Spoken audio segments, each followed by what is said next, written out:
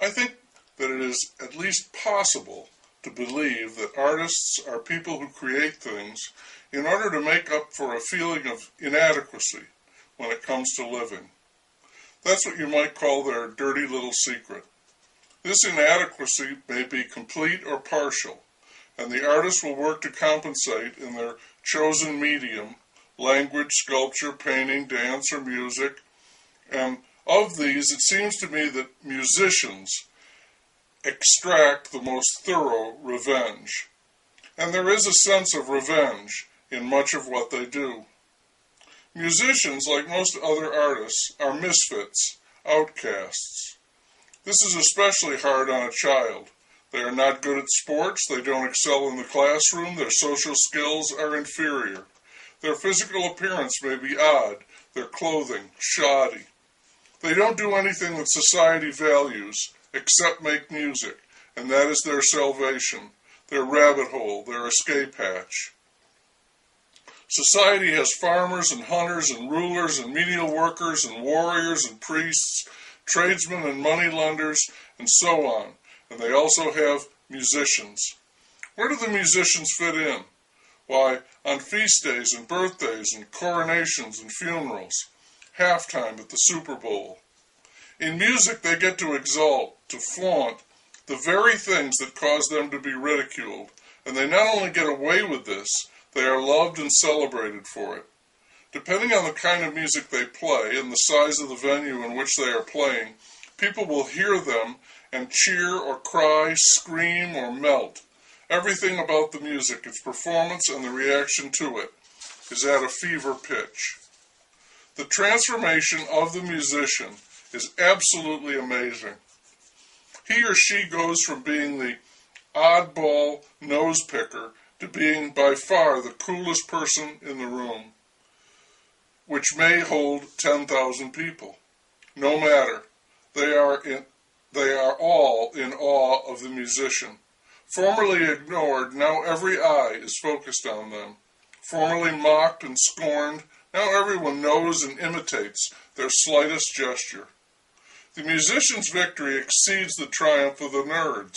They transform from freak to hero. The same people who once spurned them now take them very seriously. The once total reject can now have his pick of nearly all the women in the world. On stage in the spotlight, he has an almost godlike quality. If it's a woman, she becomes the very model and icon of her sex. Every part of her is desirable, and the whole is almost too significant to even contemplate. And I should add that if you're gay, even screaming gay, like Liberace or Elton John or Freddie Mercury, you can travel through music to a place where you and only you exist, and you rule. Musicians, the ones at the top, pass into a pantheon where they are very nearly worshipped. Critical estimation or discussion of their work is really unnecessary. Musicians don't just have fans. They have people who believe in them. It's as if they have a message. No, they do have a message, and they stand for, represent a certain set of values, and they produce a sound that matches that, lyrics that express it, and their audience receives it as if it had been brought back from the mountaintop. Musicians, artists, are messengers. That those messengers were once the lame and sickly add to the nearly mythic or mystic nature of the message. In fact, in many cases, that is the message. Who else would the gods favor but those seemingly not blessed at all? Give me the blind seer. Someone once proclaimed that the medium is the message, one of those puzzling statements that may or may not contain a great deal of meaning. I think by medium he meant things like books, the telegraph, radio, and television. Boy, would he have loved the internet.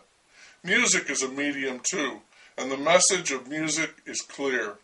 Those who use music to convey that message become the embodiment of the music itself. The message is like the one written on the plaque beneath the Statue of Liberty. Music is the beating of the heart. That's where it begins and ends.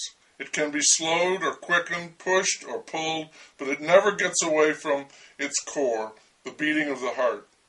That's why it's so often twined up with love and deep, almost incomprehensible feelings. Those inchoate urges and surges that words can't express, that's music. Aesthetics, art, is all about feeling, and music, the product of rejects and losers, is pure blind feeling. No articulation necessary.